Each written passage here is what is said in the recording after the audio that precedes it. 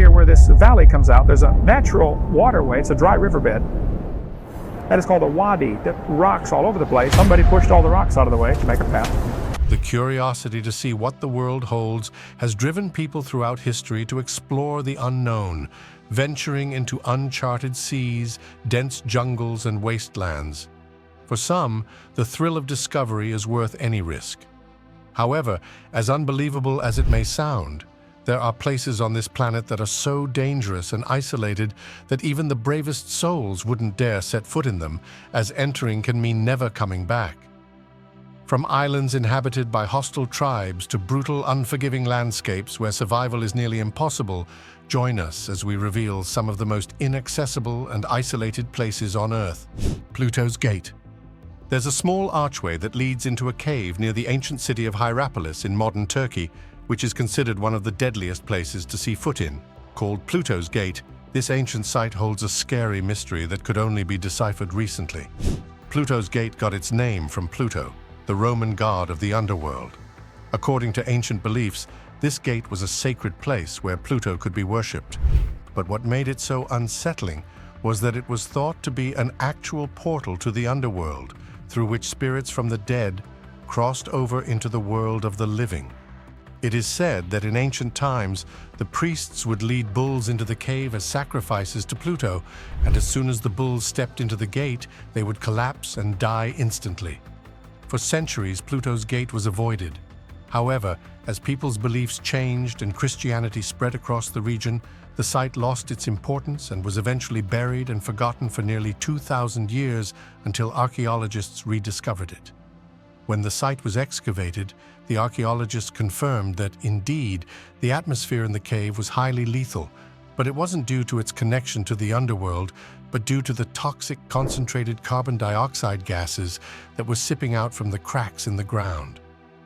Today, the area is totally off-limits to the public except for scientists, who are only allowed to enter it with highly protective gear for a very limited period as the gases still rise from the cave, as dangerous as ever. Surprised such a place exists, right? Well, brace up because this journey is about to get more frightening. North Sentinel Island. The North Sentinelese are one of the most isolated and dangerous tribes on Earth. They live on North Sentinel Island in the Indian Ocean, which is part of India's Andaman and Nicobar Islands, but it is completely off-limits to visitors. For thousands of years, the North Sentinelese have lived in total isolation and rejected all contact with the outside world. Reaching North Sentinel Island is not only difficult but incredibly risky. The island is surrounded by coral reefs, making it hard for boats to land safely. Even if you manage to navigate through the treacherous water, you can't dock because standing at the shore would be hostile tribe people, armed with bows and arrows and ready to attack. And no, even a helicopter can't save you, because in times past, they've been known to fire warning shots at helicopters flying overhead. Their hostility towards outsiders, alongside the fear that contact with the outside world might expose them to diseases that could potentially wipe them out, led the Indian government to declare visits to the island illegal. As a result, the water surrounding them is heavily patrolled by the Indian Coast Guard to prevent illegal fishing or any other activity that could lead to contact with the tribe. And any boat that tries to stubbornly try to access the island is slammed with very strict penalties.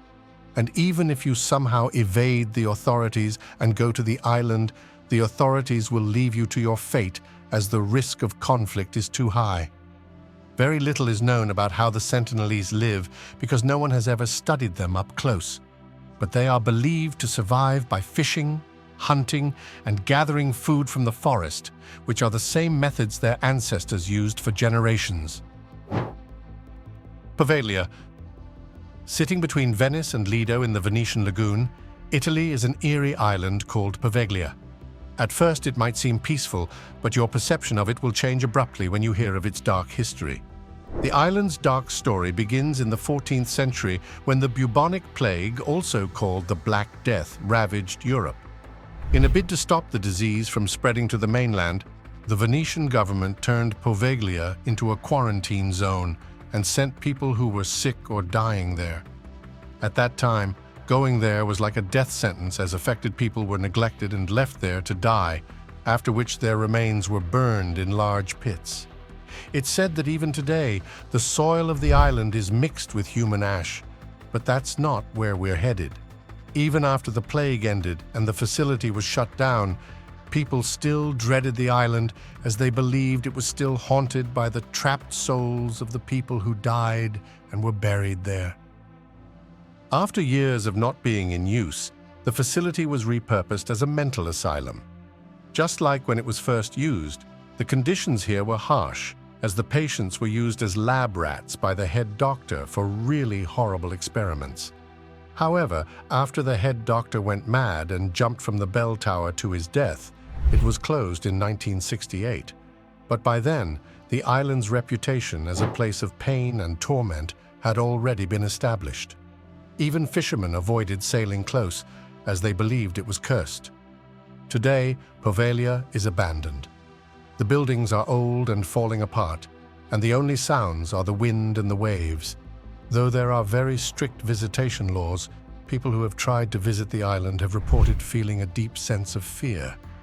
Some say they've seen shadowy figures, heard strange whispers in the air, and even strange lights flicker in the old hospital at night. Javari Valley. If you think the North Sentinelese are scary, wait till you hear about the Javaris. Deep in the Amazon rainforest, the part which borders Brazil and Peru is one of the most feared valleys in the history of human existence, a place few dare to approach. And those who do rarely make it out alive, not because of the steep mountains, thick jungles, and dangerous wildlife like poisonous snakes, wild boars, and even leopards. It houses, but because of the natives popularly known as the Javaris. The Javaris are a mysterious and dangerous tribe that have taken it upon themselves to do whatever it takes to keep outsiders away. Because of their experience with illegal loggers, miners, and other outsiders who wanted to exploit their land, they started to see the outside world as nothing but a threat to them. So anyone who goes in, whether out of curiosity or by mistake, is unlikely to make it out alive. From the little known about them, from the brief sightings or frightening encounters that often end in violence, the Javaris survive by hunting animals and gathering plants from the forest. Their shelters and clothing are made from the materials they find in the jungle, and their customs are unknown as they refuse all contact with outsiders. The fear surrounding the Javaris runs deep. Neighboring tribes know better than to go near Javari land, and most avoid discussing them, warning travelers to stay far away. And even with today's technology, no government or researcher has been able to make meaningful contact with them, as every attempt has ended badly. Either the visitors never returned, or they came back with terrifying stories of attacks. Some believe the Javaris chose to live like this for generations in a bid to preserve their traditions, while others think their hostility is a survival strategy they have adopted over centuries in the harsh environment they call home. Whatever the reason, one thing is certain: the Javaris aren't looking to make friends. And no matter how adventurous you claim to be, their territory is one of those places you should stay far, far away from. Let's shift our attention a bit from hostile tribes to terrains that you simply can't access because of its geography. Danakil Depression. Next is the Danakil Depression. Despite its mesmerizing appearance, which is akin to one of Leonardo da Vinci's paintings, the Danakil Depression, located in northeastern Ethiopia, is one of the most dangerous places on Earth. It sits at about 125 meters below sea level and is part of the Afar Triangle. Accessing this place is one of the most grueling things to do on Earth. To get to it, one has to travel from nearby cities like Mekelle on four-wheel drive vehicles through long stretches of lonely, rough desert in the extreme heat with no access to shade in case one wants to break the journey. After the rough terrain comes the struggle for survival. No thanks to its harsh temperatures reaching over 45 degrees Celsius and sometimes even higher. Apart from the scorching temperature, another thing that makes surviving here challenging is the active volcanic activities. The Danakil Depression sits on the East African Rift, right where the Earth's tectonic plates are pulling apart. This precarious location has caused the area to be filled with volcanic craters, continuously active lava lakes, geysers, and toxic gases that rise from the cracks in the earth. Then there are the vibrant yellow, green, and blue sulfur lakes that, though strikingly beautiful, are to be avoided at all costs due to their high acidity, which could result in third-degree burns and other health issues. Surprisingly, despite these extreme conditions, a unique group of people have managed to live and thrive here for centuries, primarily making a living by mining salt, which they sell in exchange for basic amenities. Today, Danakil is a research station for scientists who want to use its conditions to study what life on Mars looks like. Niiha Island. Niiha is a small island in Hawaii that is isolated and closed off from the outside world. It's often called the Forbidden Island because very few people are allowed to go there. While it may sound like the perfect destination for curious explorers, Niiha is a place that most people will never see. The island is privately owned by the Robinsons, who originally settled in the 1800s. And to protect their residents from the outside world, visitors are not allowed to land on their land except if they're a member of the Robinson family, a resident of the island, a US Navy official, or a special guest. However, helicopter and sea tours are allowed, though, on the condition that they don't land. Home to about 200 people, Niiha is the only place in Hawaii where the Hawaiian language hasn't been watered down by civilization. The residents there live a very simple life as they rely on fishing and farming for food. Transportation is by horse, and for a place that is as isolated as it is, they have some modern amenities like solar panels, which provide them electricity, and even a school that runs through the 8th grade. According to some stories passed down through oral tradition, Niihawans are said to hold ceremonies that can summon ancestral spirits or tap into supernatural forces, which outsiders are forbidden to witness or even know about. These rituals are tied to the island's sacred sites, and those who break the kapu could face misfortune or death. What's even scarier is the belief that outsiders who disrespect the island's customs might suffer from the Niihau curse, and anyone who tries to secretly trespass or exploit the island could mysteriously fall ill or encounter strange accidents. The idea of an island not just physically isolated, but spiritually protected by ancient and vengeful forces gives Niihau an aura of fear. Ilha Grande. Ilha Grande, also known as Snake Island, is a small and isolated island located about 35 kilometers from the coast of Brazil. It is famous for being one of the most dangerous and uninhabitable places in the world. This is because it is home to thousands of highly venomous snakes, particularly the golden lancehead viper, which is one of the deadliest on the planet. Before it became the death zone it is today, thousands of years ago, this island was part of the Brazilian mainland. However, the rising sea levels that happened at the end of the last ice age led to the island being cut off from the mainland. This separation is where the trouble started, as the snakes that were cut off alongside the island had to evolve and adapt so as to survive this new terrain. It is this process of adapting that led to the evolution of the golden lancehead viper into the deadly species that currently dominates the island. Even after the island's separation, the government had plans to use it for banana plantation. However, with the increasing number of snakes, the project was abandoned. For context, the island is just about 43 hectares, which is roughly the size of 80 football fields, and it's said that for every square meter, there's a snake slithering around. As of 2008, their number was placed at about 4,000. If we're to go by that calculation, also putting into consideration that they have no natural predators, the figure should be somewhere in the hundreds of thousands now. It is because of this glaring danger that the Brazilian government banned public access to the island and also set up heavy patrol teams to deter stubborn infiltrators. In 1909, the lighthouse was constructed to steer ships away from the island. But as the number of snakes increased, in 1920, the lighthouse keeper and his family were evacuated, and the lighthouse was automated.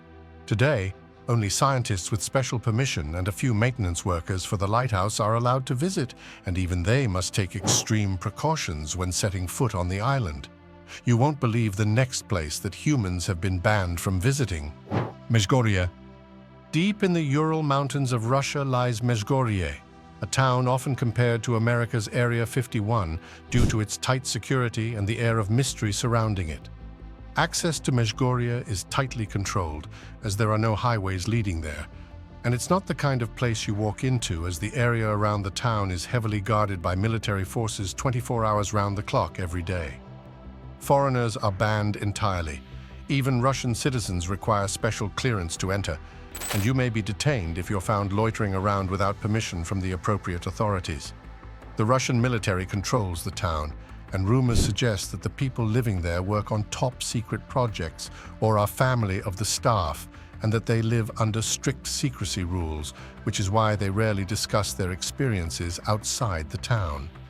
Because of the high security and mystery surrounding it, there are plenty of wild guesses about what Medjugorje might be hiding. What makes this guess more credible is the fact that the town is located near Mount Yamantau, the very mountain that US intelligence claimed was where the Russian government used as an underground bunker to shelter leaders in a nuclear war, a nuclear weapons storage facility, or a secret military command center. Though the government of Russia publicly debunked this speculation with claims that it was a simple warehouse or food storage site, the fact that it's so heavily guarded makes it clear that there definitely is something important going on there. Uluru. Uluru, also known as Ayers Rock, is one of Australia's most iconic natural landmarks, located deep in the remote Northern Territory. While its picturesque appearance in the desert may seem like a dream destination, the journey to explore it is not for the faint-hearted.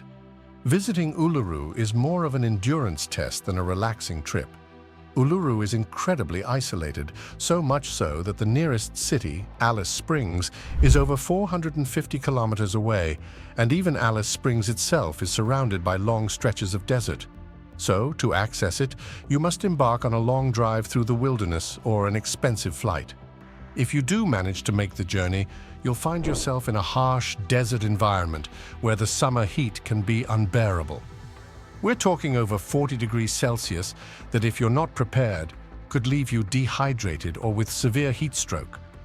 Beyond the physical challenges, Uluru is dubbed a no-go area because of its sacredness to the Anangu people, the original custodians of the land. For many years, Uluru was a popular climbing destination for tourists.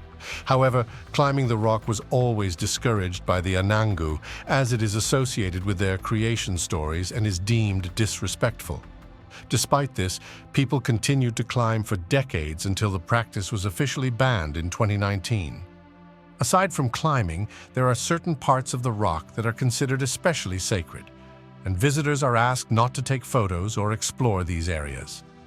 Heard and McDonald Islands. Amongst all the remote islands we have mentioned, the Heard and McDonald Islands are the most isolated and hostile places on Earth, with the Heard taking the cake.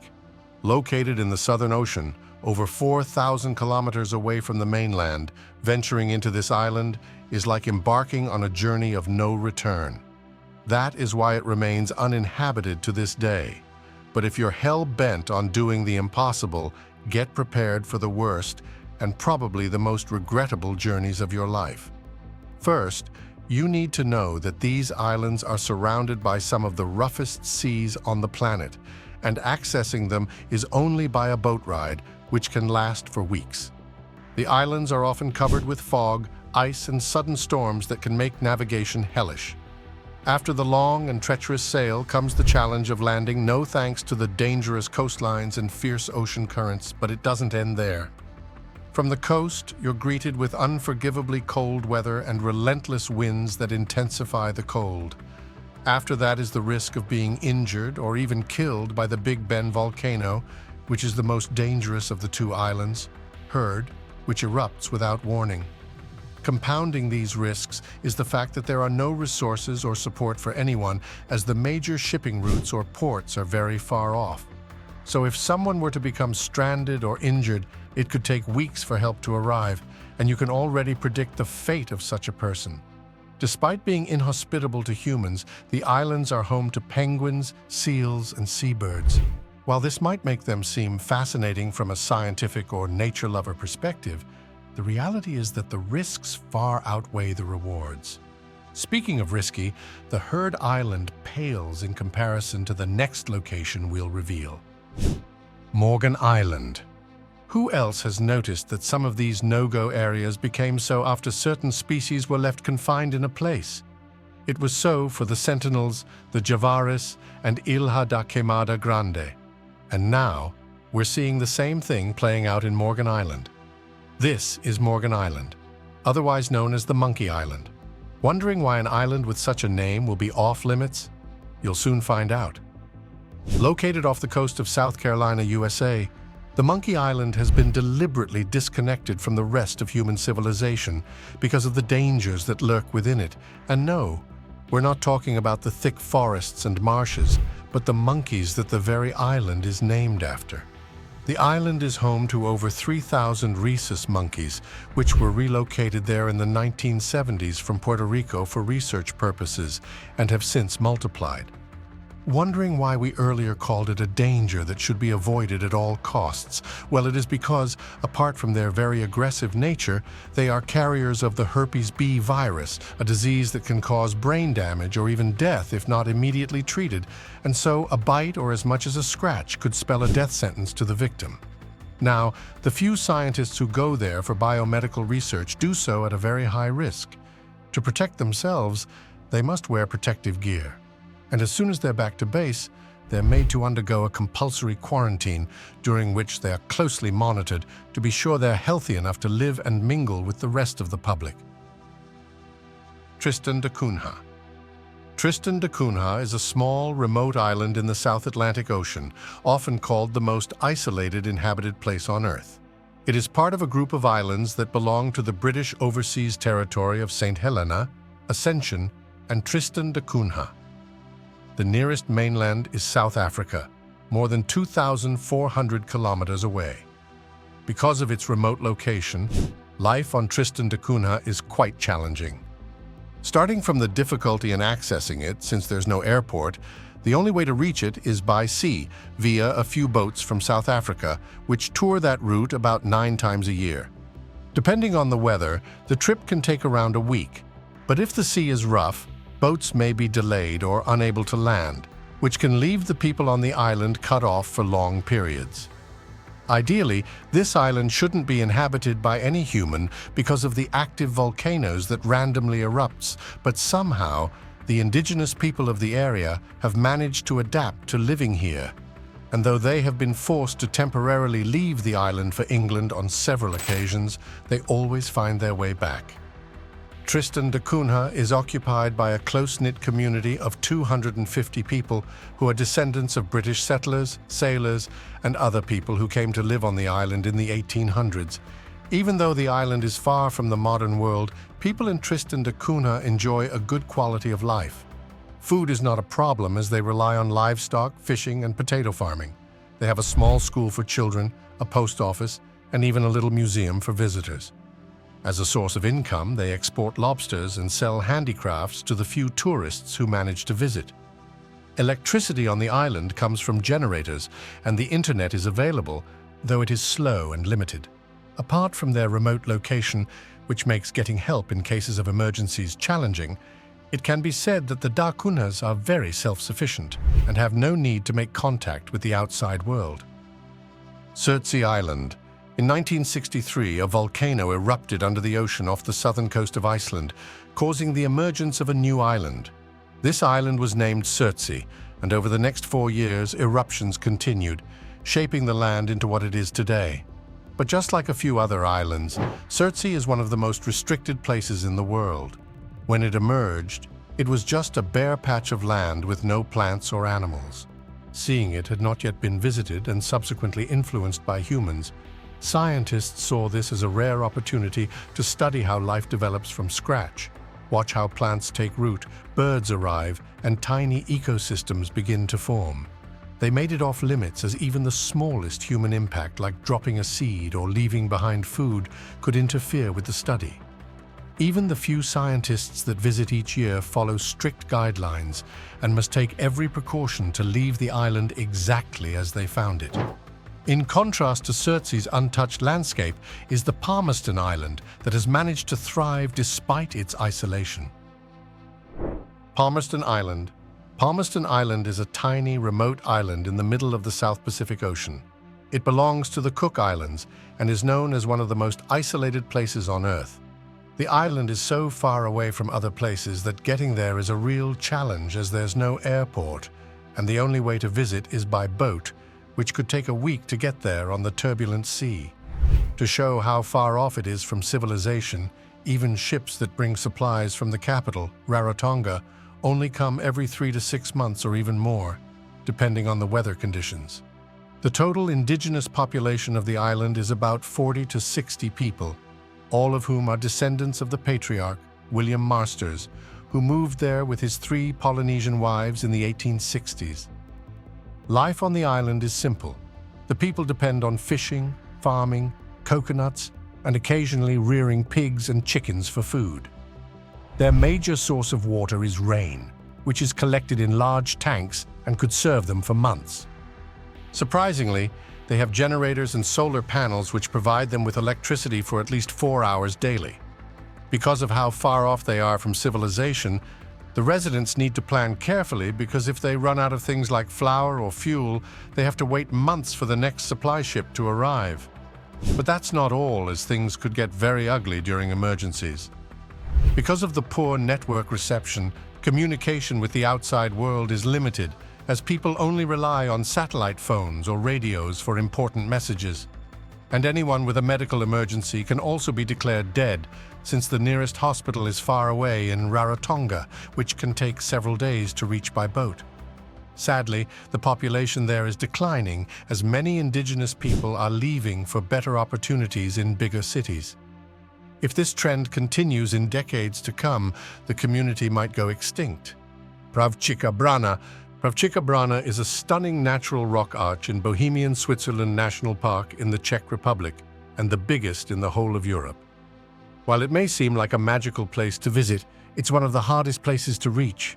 The arch is located deep in a forest, far from any big cities or roads, so to reach it, visitors must walk for several kilometers through rough forest trails and uneven grounds.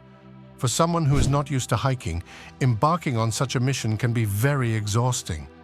Apart from its long distance, there's the problem of unstable weather that can turn what looks like a fun hike into a challenging and even dangerous trip. During the winter, the trails, which are already precariously narrow, become slippery and highly unfit for hikes. Also, Pravchika Brana is made of sandstone, which means it's slowly wearing away over time. It is because of these dangers that visitors were banned from climbing it, as it could collapse at any time. If given the chance, which of these places would you love to visit? Kindly share your answers, thoughts, and opinions in the comments section. If you enjoyed the video, make sure you like, share, and subscribe to this channel to enjoy more videos like this. Also, click the next video shown on your screen. You will enjoy it.